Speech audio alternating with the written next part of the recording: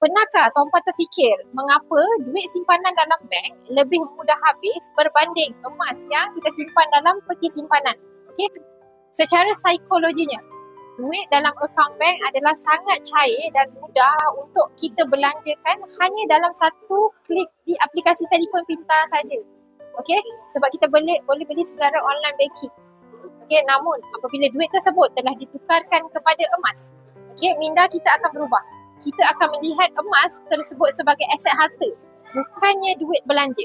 Okey, terdapat satu perasaan sayang untuk kita nak jual emas kita kecuali ia benar-benar perlu ataupun terdesak. Okey, fenomena ini akan membantu tuan-puan mendisiplinkan diri dalam menyimpan.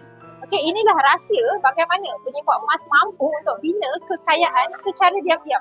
Okey, tuan-puan bukan sahaja menyimpan, tapi tuan-puan sedang membekukan kuasa beli supaya tidak bocor kepada perkara-perkara yang tidak bermanfaat. Dalam masa yang sama, emas adalah aset yang kalis inflasi dan kalis bocor. So, bagi tuan-puan yang nak mulakan tabungan emas secara konsisten, tuan boleh terus isi borang sayap di bawah untuk saya bantu tuan-puan daftar akaun secara percuma dan tuan-puan boleh set simpanan secara auto debit. So, bagi yang nak bermula, jangan tunggu lagi, tuan-puan boleh terus isi borang sayap dan saya akan guide tuan-puan sebaik.